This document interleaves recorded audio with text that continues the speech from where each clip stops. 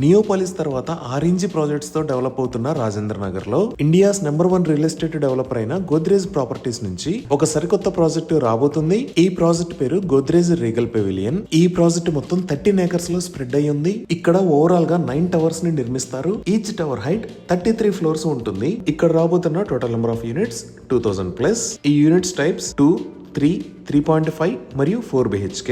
ఈ units sizes 1300 square feet నుంచి 2900 square feet దాకా ఉన్నాయి. ఇదే ఓవరాల్ మాస్టర్ ప్లాన్. ఈ లొకేషన్ లో ఒక బ్యూటిఫుల్ క్లబ్ హౌస్ ని నిర్మిస్తారు. ఈ ప్రాజెక్ట్ కి 4 వైపులా ఎక్సలెంట్ అవుట్డోర్ ఎమ్యూనిటీస్ ని ప్రొవైడ్ చేస్తారు. అవి ఫ్రంట్ సైడ్ లో lounge garden, elegant entrance gateway, jogging track, mini pickleball court, recreational tennis court మరియు క్రికెట్ ప్రాక్టీస్ నెట్స్ ఉంటాయి. ప్రాజెక్ట్ కి రైట్ సైడ్ లో Miyawaki planting zone, community garden లాంటివి provide చేస్తారు. ఇంకా ప్రాజెక్ట్ కి బ్యాక్ సైడ్ లో children's play area, elderly garden, gathering area లాంటి ఎమ్యూనిటీస్ ఉంటాయి.